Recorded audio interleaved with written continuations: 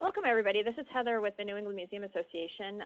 Just want to wait another probably minute or so to see if we have more people joining us. But I want to make sure that you guys can all hear me. So if you can just put your name and where you're coming from in the chat feature, that would be great. So we can also get to know who else is on the phone call today. And this is also, if you're new to the Lunch with NEMA, this is actually how we're going to interact with our presenter today. So if you have any questions at all or any comments, just go ahead and type it in that chat feature, and myself or BJ will interrupt Bill and ask the question for you. So it looks like we're getting going there. That's good. All right. Yeah.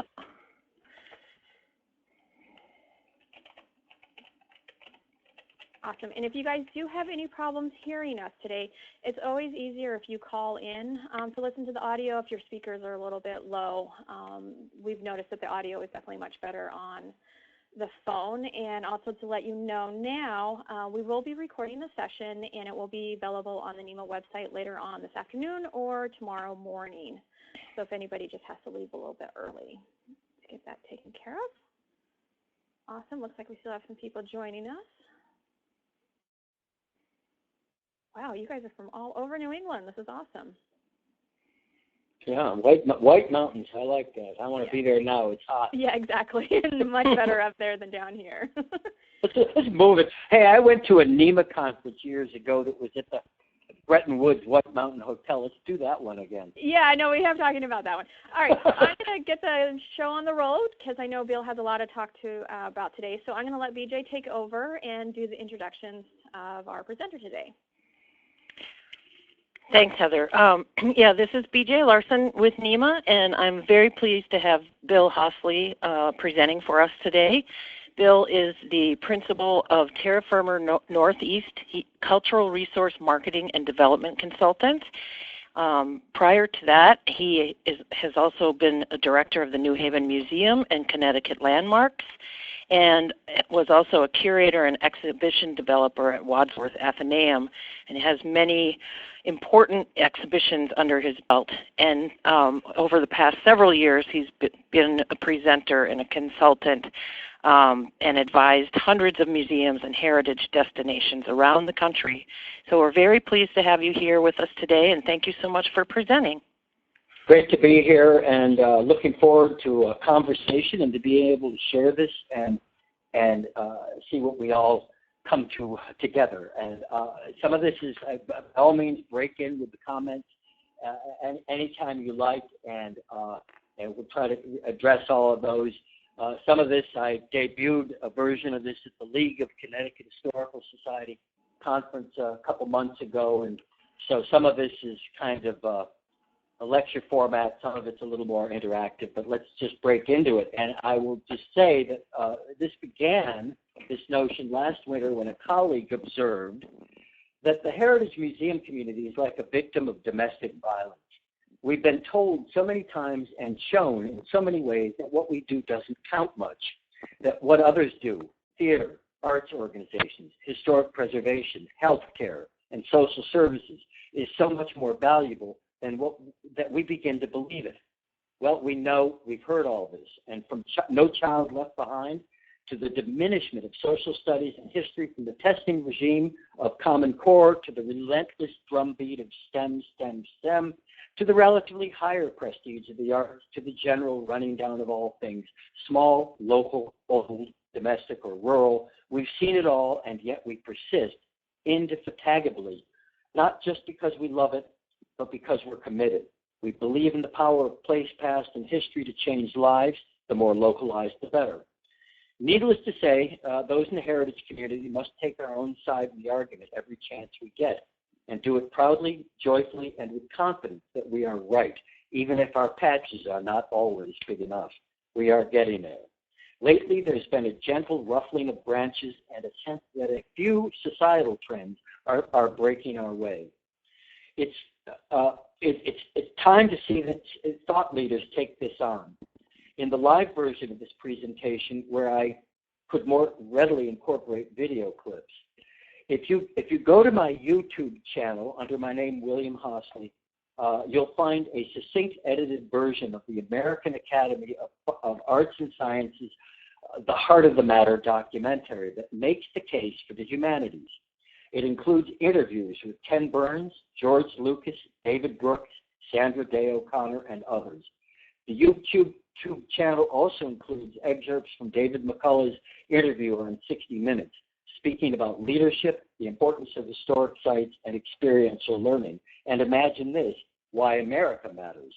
The site also has some delicious, candid videos of great guides working the magic we all know and love, engaging us with the great stuff and stories in an authentic, content-rich historic site. Many of you, perhaps most of you, are familiar with the History Relevance campaign that AASLH and others have gotten behind.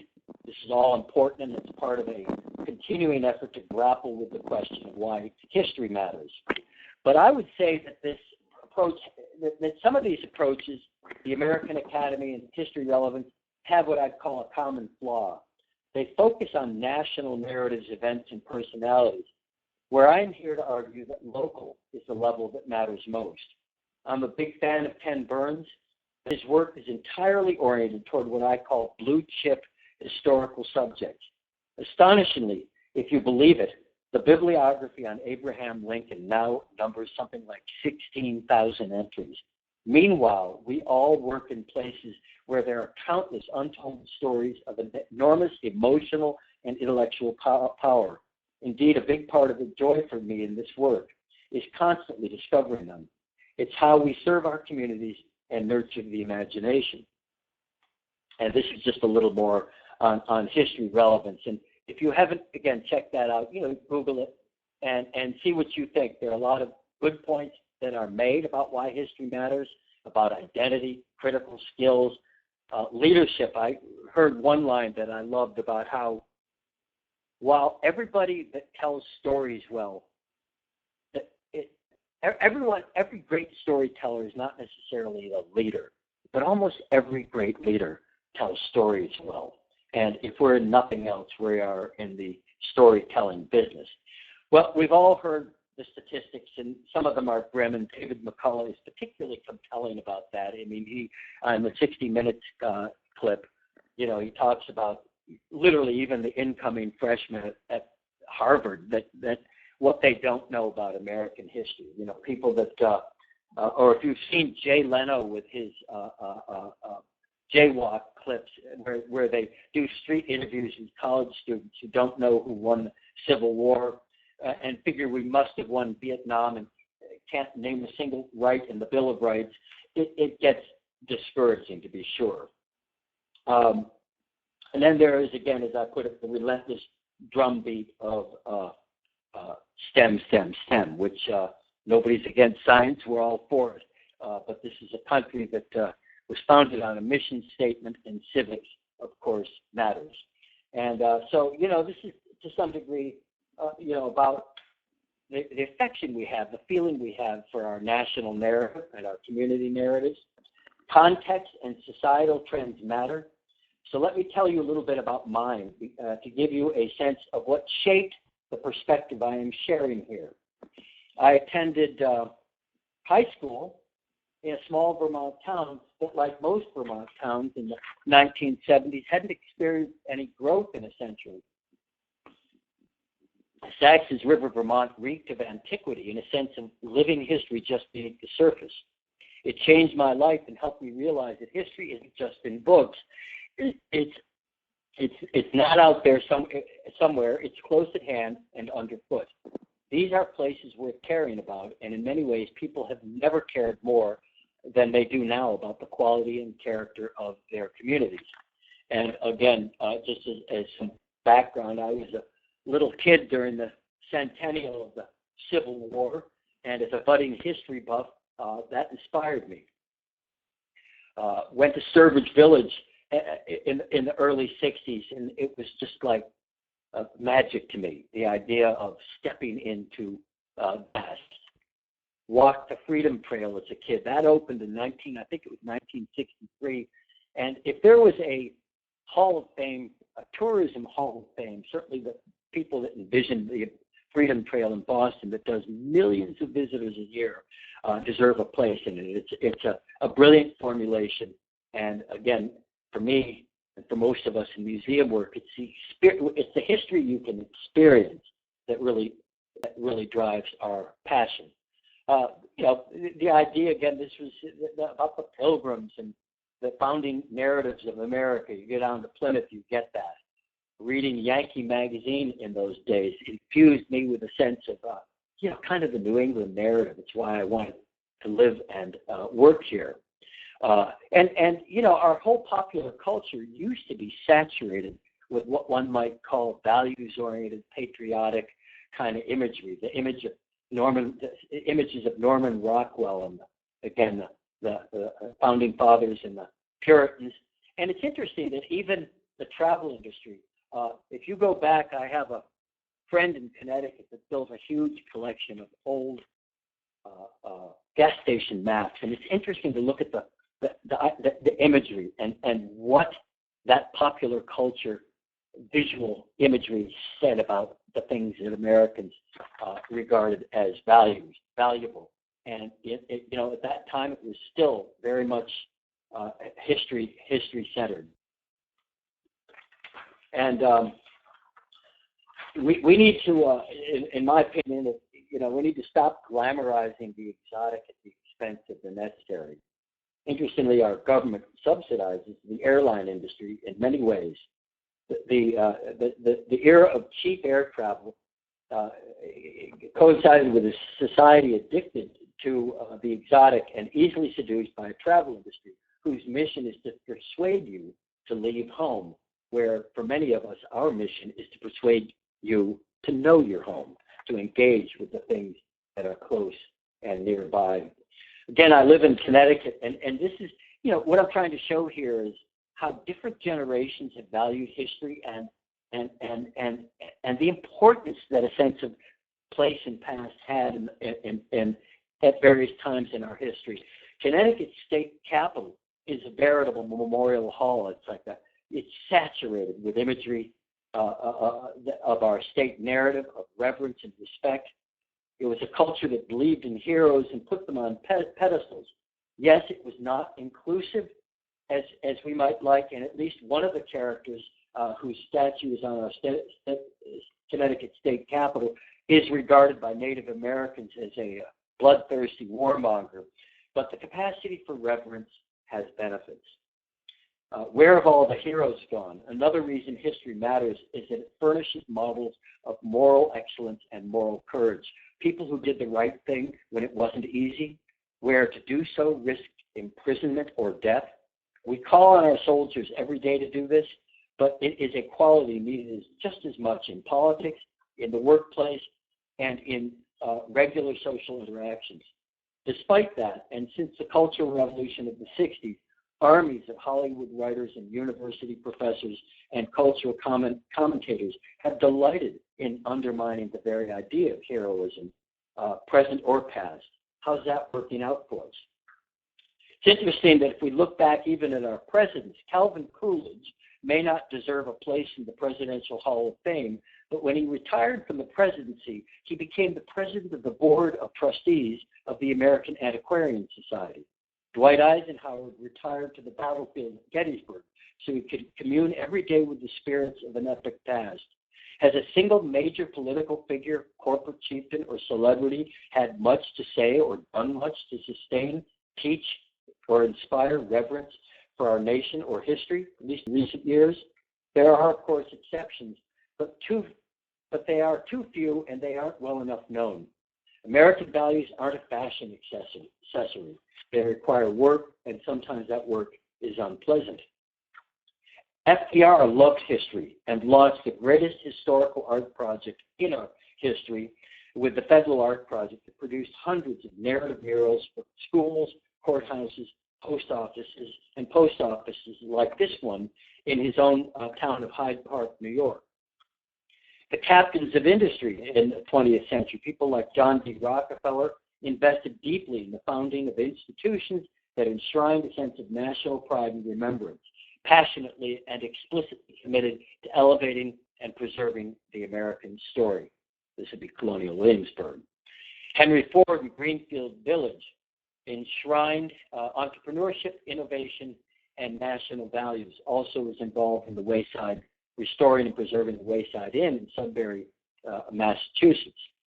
Today, however, we look at the great philanthropists, people like Bill Gates and Warren Buffett, and, they're great. I'm sure they do important work, but their emphasis is always on global, global, global. Where have all the captains of industry, political leaders, and celebrities gone? Who speaks to the value of history? It's impossible to talk about patriotism without a vivid sense of history, the facts of it. So again, part of this idea is that, it's not just national pride, it's that quality of engagement that we all look for. So other societal trends in the 70s, again, when I was in college and just beginning my career in the late 70s, it was a tough decade. Some really awful things happened that chipped away at the American kind of patriotic mindset. The assassinations of John F. Kennedy and Martin Luther King, the stain of slavery and Jim Crow still rears its head with undeniable force through the civil rights era, a movement both inspiring and demoralizing. It's hard to face, in reality, pretty hard to reconcile with our ideals, and that has also unquestionably chipped away at our sense of national pride and purpose. Then there was, of course, Vietnam. If World War II was the good war, Vietnam was and remains perplexing. We are still recovering from its turmoil and ill will. And there was Nixon and Watergate. None of this looks like too much fun, does it? And yet, on the flip side, there was some great good gained during that period. The Earth Day and environmentalism, with each stage of the 60s cultural revolution, something was gained. Greater tolerance and inclusiveness and environmental awareness, but often at the cost of exposing demon forces and enemies, in this case, the vaunted corporate polluters. The Bicentennial, which I was in college at the time, a perplexing time to celebrate America right after Vietnam and Watergate. There was an attempted bombing of the Minuteman statue in 1973. I actually attended the People's Bicentennial event in Concord in 1975, an alternative to the official government sanctioned commemoration involving President Ford.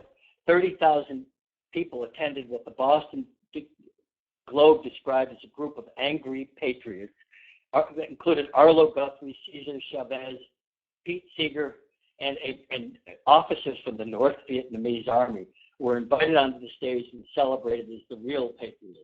The next day, they were heckling President Ford. It wasn't the most comfortable lodge, and yet despite tacky commercialization, the Bicentennial did, in fact, raise historical consciousness and preservation values. How could it not? The story of America, our national origins, by and large, are inspirational. It would take a decade or so before academics began to debunk myths, expose flaws, and hammer away at our national imperfections. And, this issue is important. All of us reverence and respect scholarship. Some of us do it. We depend on books, we depend on literature, we depend on learning. But what passes for history in higher education is not always helpful to the cause of history. Alas, within the academy, history has become increasingly theoretical, esoteric, and political, as the politics of race, class, and grievance eclipse the study of so-called dead white males. Again, some useful things have been gained, but at a cost, not the least to the discipline itself, which has about half the majors it did in the 1970s. In another time, the estimable Gordon Wood, shown in the lower left here, would have epitomized the best practice of history. He is now the butt of ridicule among reformers who see him as a champion of American exceptionalism, a concept that is widely loathed in the academy. Is everybody okay with that? History itself has entered a phase of self-ridicule that was even before the emphasis on No Child Left Behind marginalized history, civics, and social studies by not testing them in an era where testing and measurement were described as paramount. At the same time, greater tolerance and diversity has yielded some real fruit. African Americans have made some of the most compelling arguments for the power and usefulness of historical consciousness. John Hope Franklin, Alex Haley, and Malcolm X himself used history as a springboard for advocacy and civil rights. Malcolm X, his constant message was Black pride, self-respect, and an awareness of one's heritage. He developed a profound love for Black history, and he integrated that into many of his lectures and insights from the heritage of African Americans. On my YouTube station, I also have a wonderful speech about the importance of history that was given by Malcolm X during his lifetime. African American history, insights and revelations are inspirational. Lewis Henry Gates' exploration of African American genealogy and DNA analysis has made some riveting television. In an article titled Why Black History Matters, Eddie McCullough argues that Black history is not only important but essential to our survival as a people. Once we embrace the teachings of and follow the examples of men and women like Dr. King, Dorothy Height, George Washington Carver, and others, we feel better about ourselves. When people feel good about themselves, they feel good about people around them. They are less prone to mistreat one another through violence and other acts of destruction. Again, my YouTube channel has excerpts of the speech it was Louis Farrakhan, not Malcolm X, about why history matters. Whatever one thinks of Louis Farrakhan, it's worth a watch. Celebrating difference, from melting pot to mosaic, empowerment of diversity through affirmation of cultural heritage, identity quests, new obsessions with genealogy, a revival of Yiddish language and Celtic dance. All of this is, of course, good. Women's rights, National Historic Park in Seneca Falls. Again, the 70s, 80s, and 90s have been an era of inclusion and a widening of the range of history that we tell and even how we tell it. So we are here now as a culture. So where are we here now as a culture and society? What societal trends help or hinder our rekindling of awe, aspiration, and civic attachment? Well, not to exaggerate or refer to stereotypes, but, maybe greed ain't so good.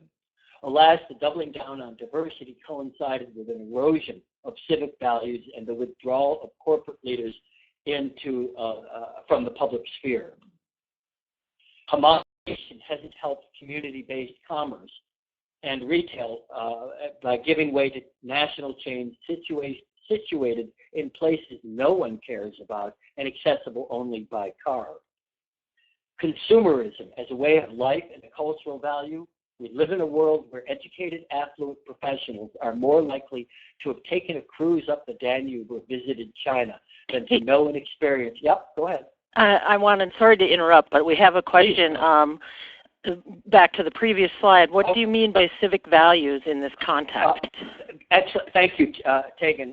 Excellent question. I think civics is a discernible notion and something that we need to think a lot about, the nexus between civics and local history. And to me, civic values are simply the quality of engagement with your community. A civic refers generally to a place. I mean, you can have a level of civic involvement. People think, well, if I vote, that's a civic act. But there are thousands of civic acts. And, when we talk about the public sphere and the role of, what does civics mean? Well, when I was a kid, they'd teach you how a vote becomes a law and other kinds of, the Bill of Rights, learning the Constitution. Well, that's all part of civics.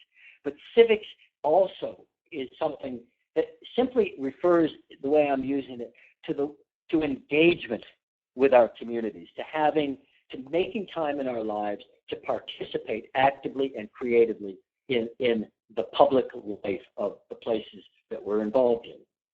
Again, consumerism, we live in a world where educated, affluent people are more likely to have visited China than to know and experience the treasures in their own backyards. The fact that our own National Trust for Historic Preservation is constantly peddling exotic travel destinations is actually rather appalling. Celebrityism, oh my, who knows what to say? I mean, again, maybe they've always been with us, though I think we have, and look, some of these celebrities are good, but a culture that is preoccupied obsessively with these remote, abstract characters who we read about in the magazines, if we read them, is not focusing, again, on things that particularly matter. Then we've got art. I love art. I worked in an art museum, but art that satirizes or violates traditional community norms of civil restraint. Wendell Berry, the poet, who's kind of one of my heroes, he writes that our public art, you may not agree with this is Wendell Berry, our public art now communicates prejudice against old people, history, parental authority, religious faith, sexual discipline, manual work, rural people, and rural life, anything local, small, or inexpensive. It glamorizes or glorifies promiscuity, violence, and blasphemy. Well, that's a good line. While I am all for art as a wellspring of human creativity expression, there is some truth to this. The mandarins in our art museums definitely valorize certain kinds of art over other kinds, and the worst of it, it's an echo chamber with too much groupthink and not enough tolerance for dissent. Then we have what we have. We're all familiar with it in our politics, in our public life. Ad hominem attacks, polarized factions talking past each other, the decline of civil discourse, a win-at-all-cost, take-no-prisoners mindset. And the question one, I think, might ask is, when is enough enough? So we need thought leaders and we need light on these subjects. This, again, is Wendell Berry, who writes that a community exercises its power by teaching its young and by preserving stories. When else in history would you find educated people who know more about sports than about the history of their country? He further writes that the old town centers were built by people who were proud of their place and who realized a particular value in living there. The old buildings look good because they were built by people who respected themselves and wanted the respect of their neighbors. What a concept that is. If we are, he finally writes, if we are to protect the multitude of places, then we must know them imaginatively, with affection, and by heart. And what else do community-based, community-centered museums do if they do nothing else than help people understand how to know our places imaginatively, with affection, and by heart? Placemaking, even more than history with a capital H, in my view, is increasingly the work of our community-centered museums. Robert Putnam and Richard Dreyfuss, some of you have probably read or heard of Robert Putnam's book, Bowling Alone, America's Declining Social Capital. Much can be said about that. And from my perspective, the X factor that explains economic development, and you won't hear many economic development experts talk about this, is actually civic engagement and socially cooperative behavior.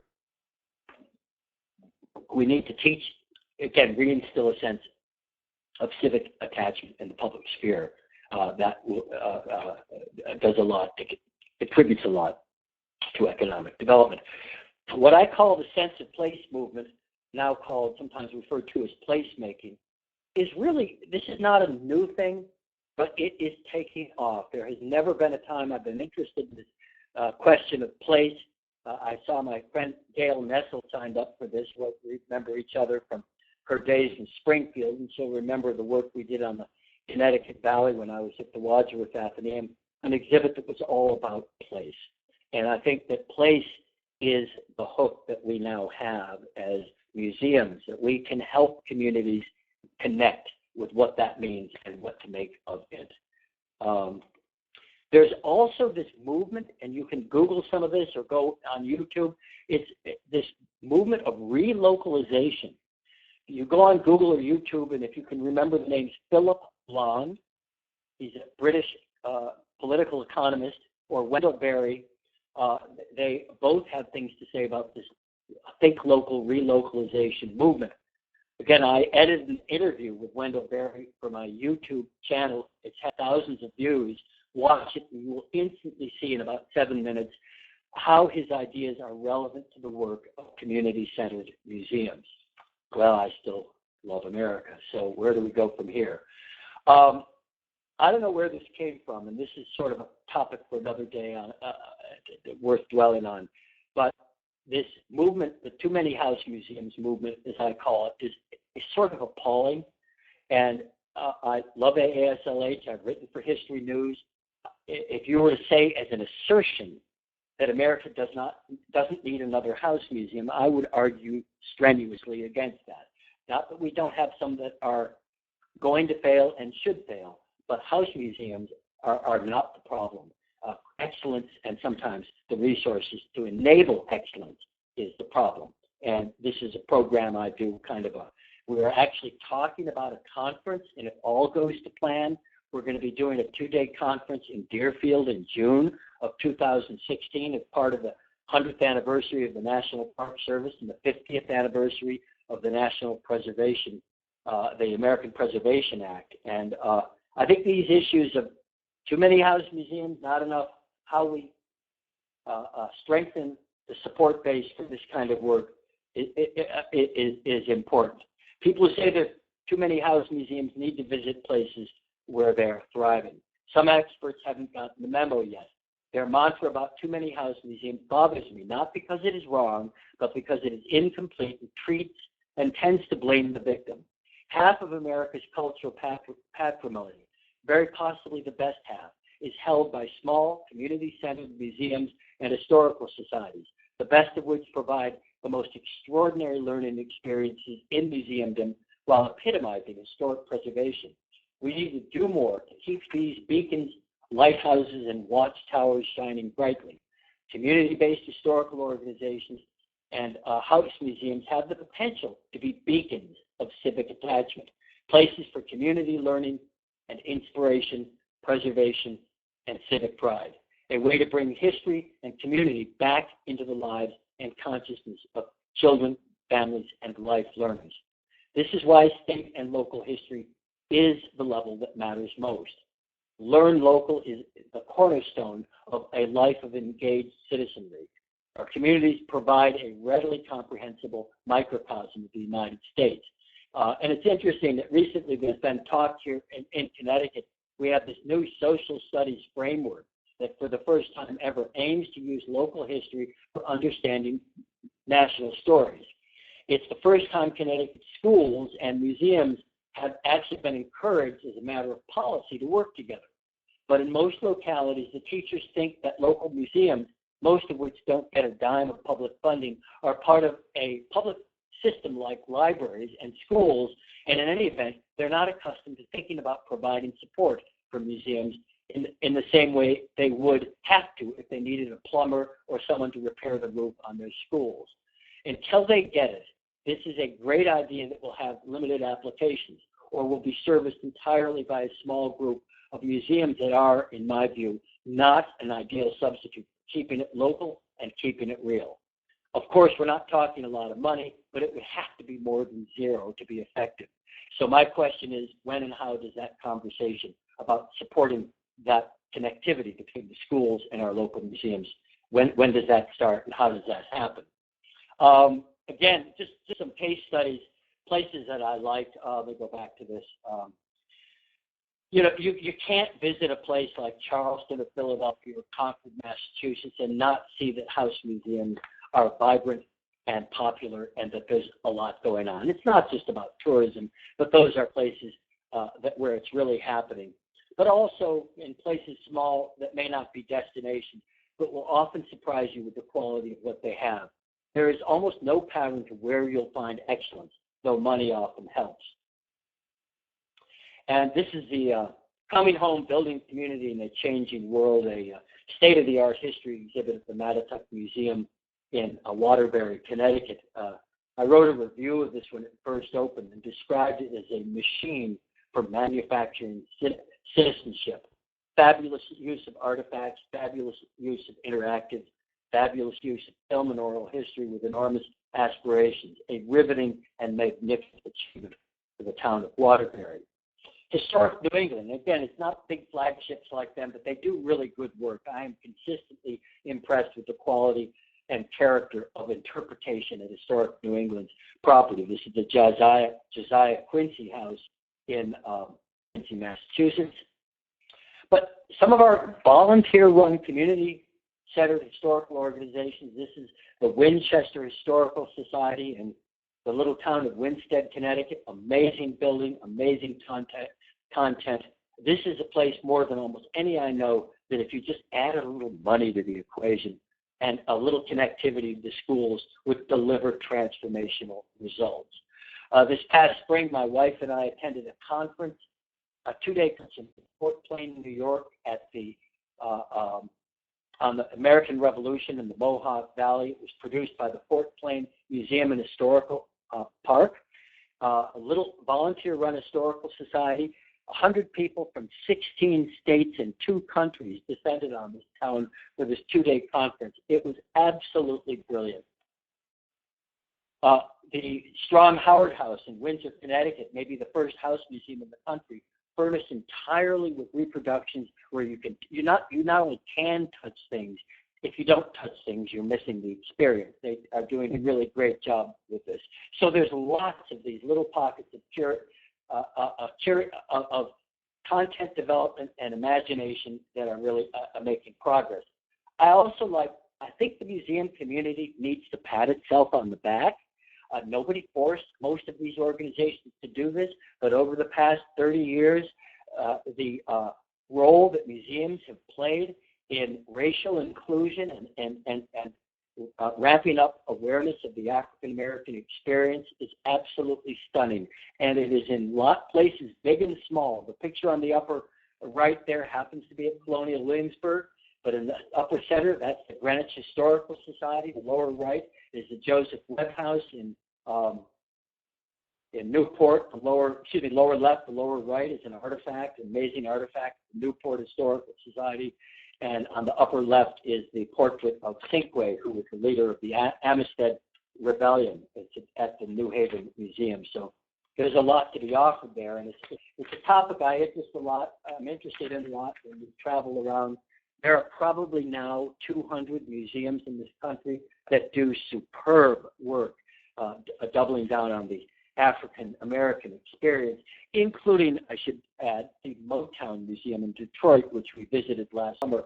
And it was the first time I've ever been on a house tour where the guests were, the tour involved a lot of singing, let's put it that way.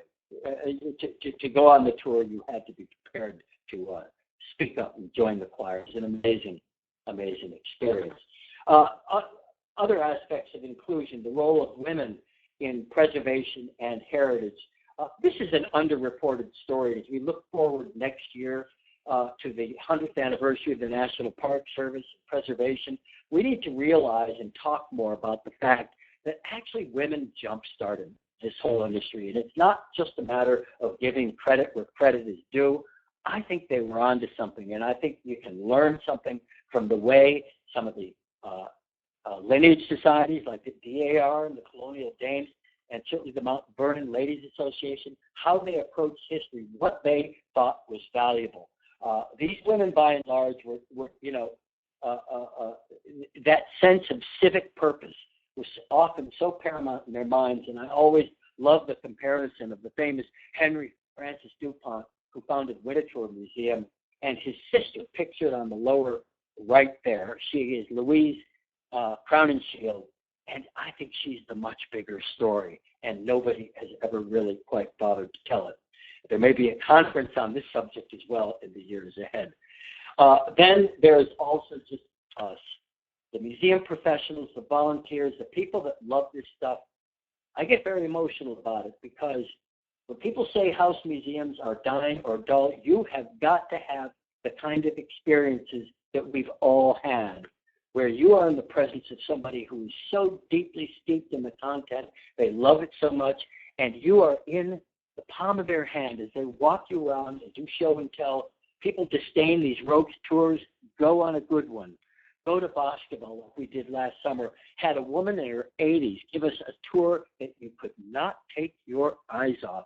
It was the most brilliant thing. I wrote a fan letter to the director afterwards, I said, for God's sake, videotape her, because generations in the future could learn real interpretation lessons from the gift she had at making history come alive. It happens everywhere, and it's not only about having money, though to be sure, if you go to Colonial Williamsburg, pictured in the upper center picture there, well, they just do a spectacular job, and nobody's surprised about that. The National Park Service does.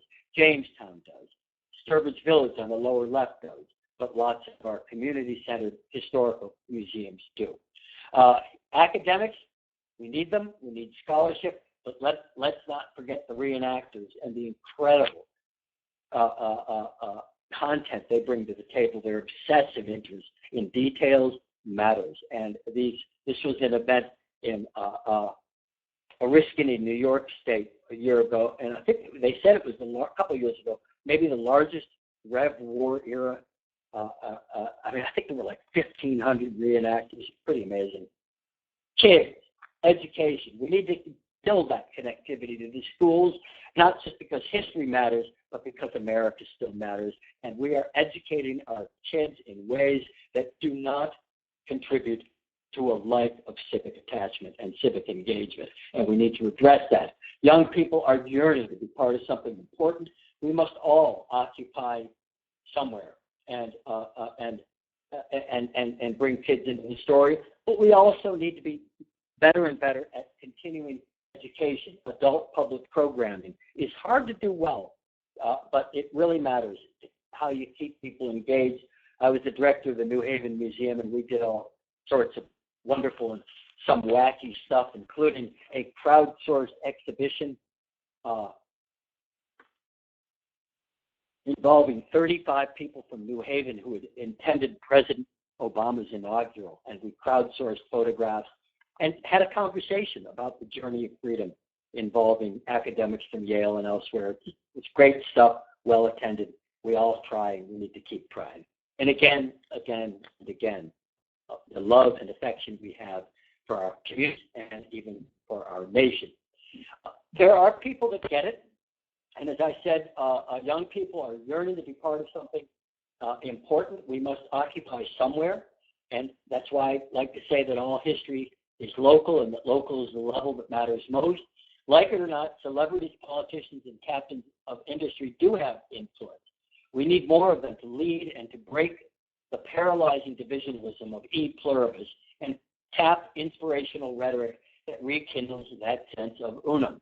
It's not about making people think the same, look the same, and that revolution will start small, and it will start local as we grapple with what it means to preserve and present our story, and as we engage young, old, residents, visitors in discovering our special narrative.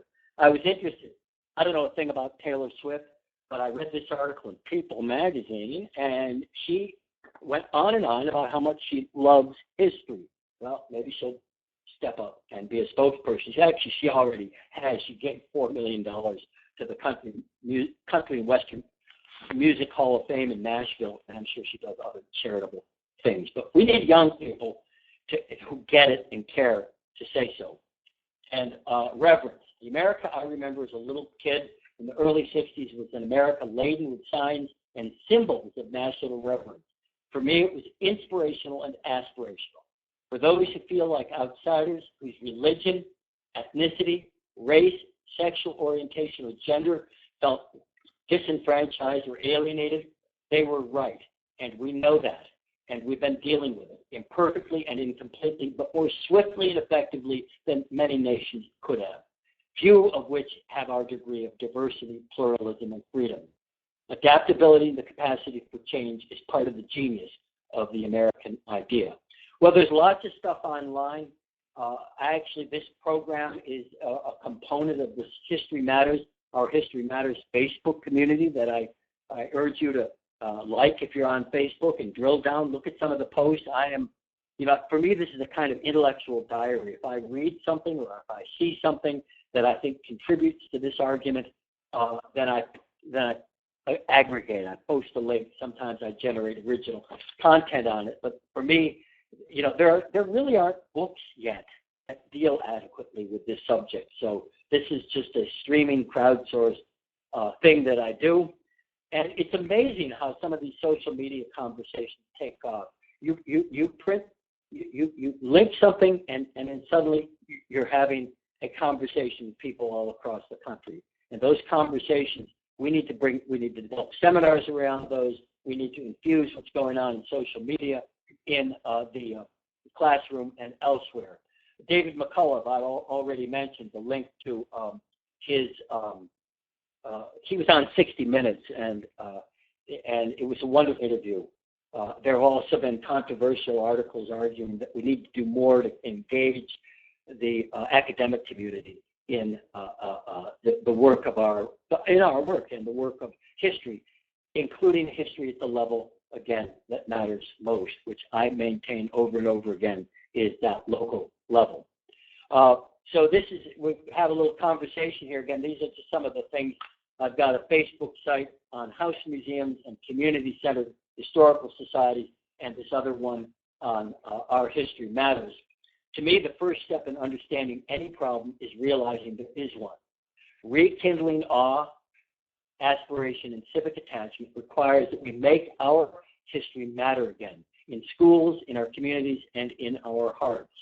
It's the best way to put the unum back in e pluribus, and it involves relocalizing our economies and cultures, remoralizing the marketplace so everything isn't reduced to dollars, and making sure that the ladder of hope and opportunity reaches to the poor, the immigrants, and the struggling.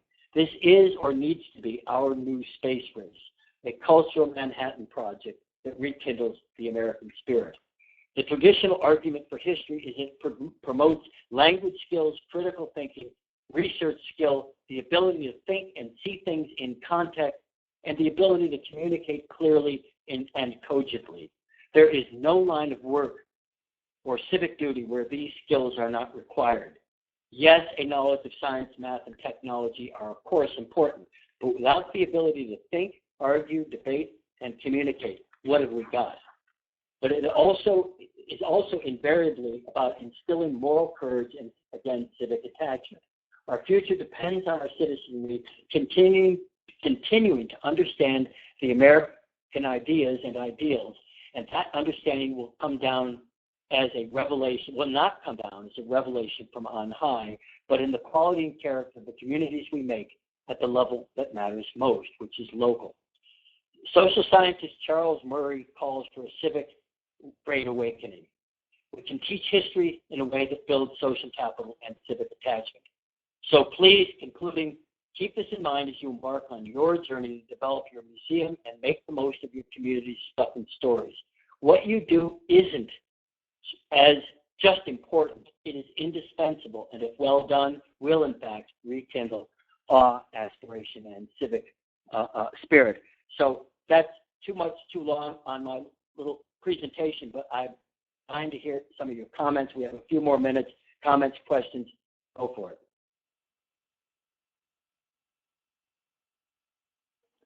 Judy Anderson, you must have something on your mind.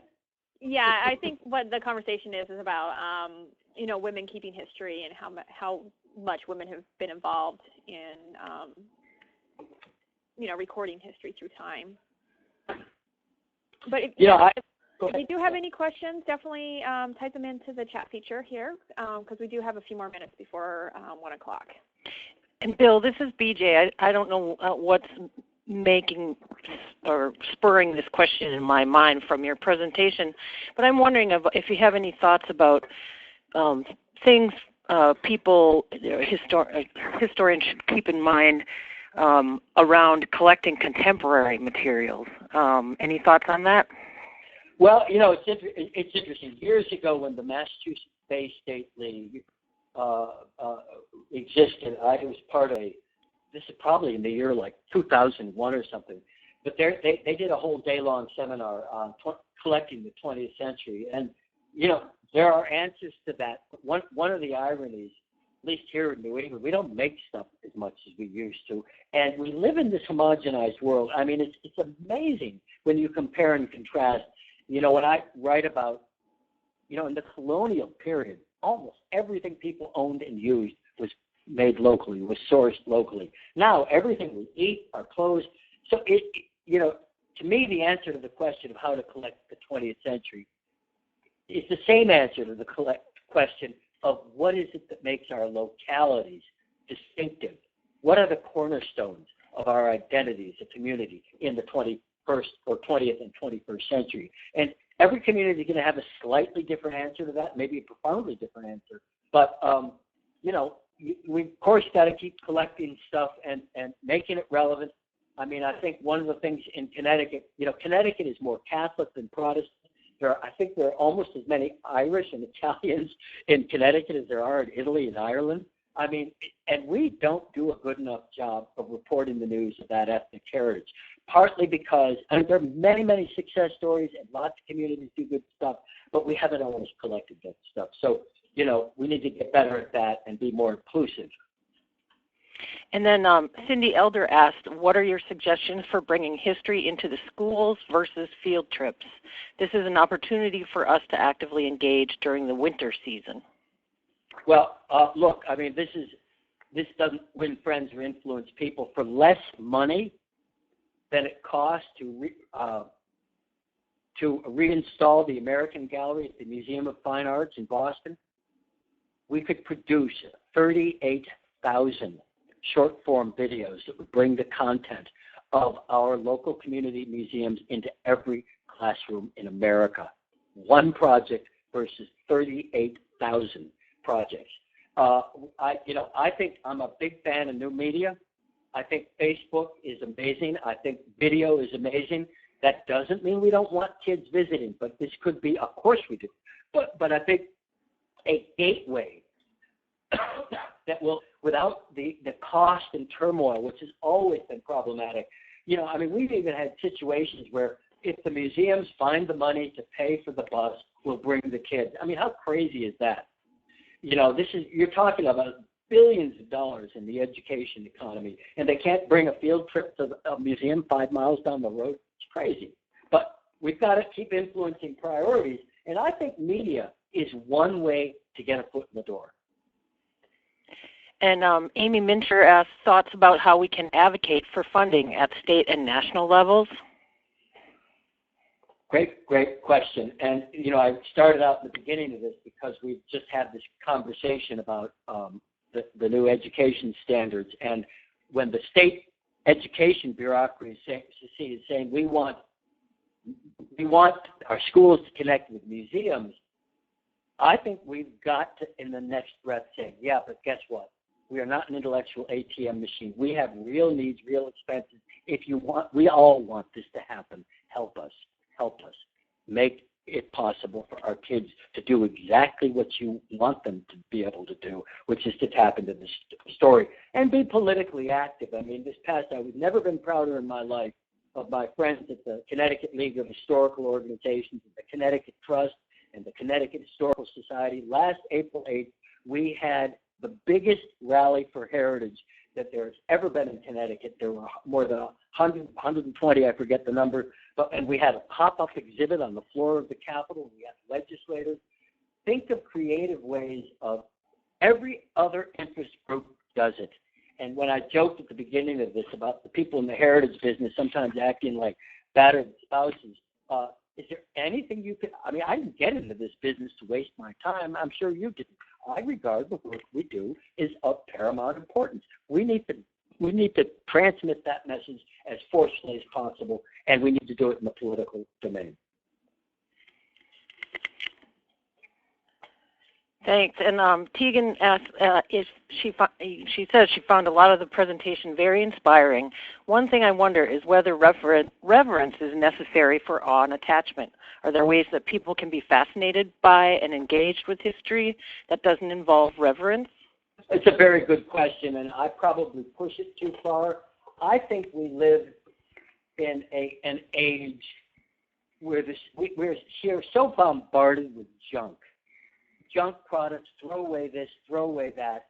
That point I made about Wendell Berry, about building, all you have to do is look at your public buildings from the past, and you see that something bigger than expedience was going on, and that maybe reverence is the wrong word, but it does not require reverence. that's maybe too strong, but it does require a certain higher level of respect and appreciation. Curiosity helps. I mean, museums are the answer to the question of what a curious person can discover. We are places of discovery, and so I hope that's a little bit of an answer. Yeah, that's great. Thanks. And then Rebecca wanted to know if you have some successful strategies you've seen for starting conversations with other community stakeholders. Really, really good question. And I'm going to have to scratch my head. I think one of the issues that we often have, look, we're all in the nonprofit sphere, and it's tough. And I feel very strongly about this, that when museums, and this is why, when I talk about the way women think about, at least in the past, I'm a guy too, but I hate to make these generalizations, but I think women are more instinctively inclined to be collaborative. And I think it's really, really important that if you can find ways to think of not just other kinds of institutions, but your fellow, other nonprofits, other museums, other educational, the library, the schools, social service agencies, think of them as teammates, not as competitors. Even though, yes, we are often tapping the same sources for money, that quality of teamwork really can make a difference. And I'm trying to think that, this is mostly museums, but I'm a huge fan of the Vermont History Expo. It's a Vermont historian. They've been doing this for 15, 16 years, and I joke about it. It's like Woodstock for the local history set. You've got literally every year that they do this, 50, 60, 70 organizations that bring their content to a single place and put on a show the likes of which I wish every state in New England was doing. That sounds great. Well, there are a few more comments that were just built on what you were saying about trying to educate, whether it's board members or stakeholders. And, of course, and Judy points out that funding is so key, of course, and that, and then Elizabeth said that you can also band together to possibly hire a lobbyist, which is something that's happening in Massachusetts a bit with Mass Creative. Although Mass Creative is mostly, I went to their big rollout in Worcester, a big conference, and look, they're mostly arts-oriented, and I'm all for the arts. But if I had a magic wand, the preservationists, the arts community, and the heritage community would all, the lions and the lambs would all lie down together and rekindle. And really, I'd go farther. I think the environmental community, when you look at organizations like the Trustees of Reservations in Massachusetts that has a foot firmly planted in land trust and environmental stewardship, but also they run a collection of history museums. We are all environmental organizations to some degree, and I think we need to the extent you can transcend those sometimes siloed little sense of rivalry, we really need to do that, and I think it will be profoundly empowering for everybody involved if we can make the argument, because we're in the stewardship, community building, environmental business as much as we're in the history business, and I think that it really can help. And then I'll get in one more question. Rebecca asks, I'm also curious about any great examples you know of that overcome language and or economic barriers to connecting with local history. Oh, I love that question.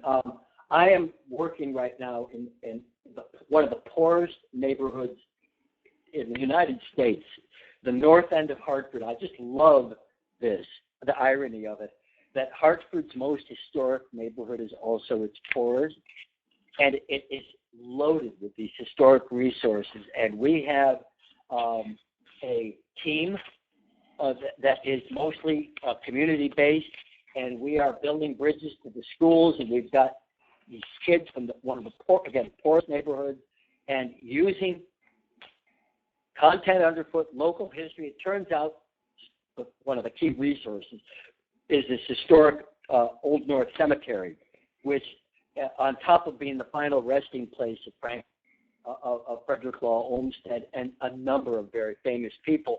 Also has the largest concentration of African American veterans of the Civil War of any site. It's got a Jewish section, a Catholic section. There are it's like a perfect petri dish for building a sense, using local history to build a sense of inclusion. I'm really excited about it, and I'm sure there have been other projects in other places. Well, that's great, and then I'll end one nice sentiment from Gloria.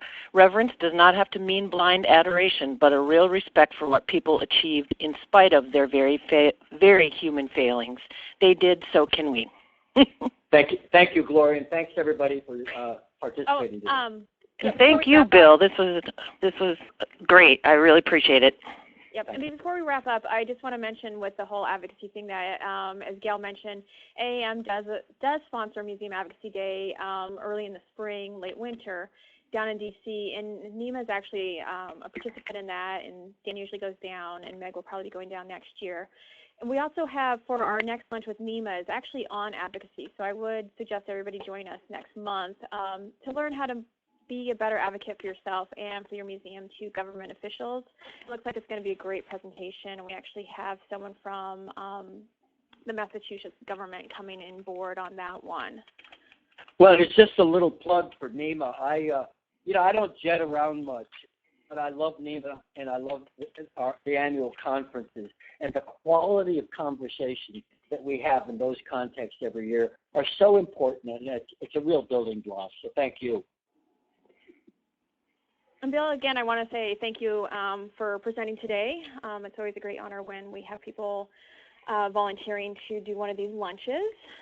And you definitely covered quite a bit of ground on that one, a lot of food for thought. Great. Signing off. Thanks so much. All right, take care. Bye-bye. All right, Bill. Bye.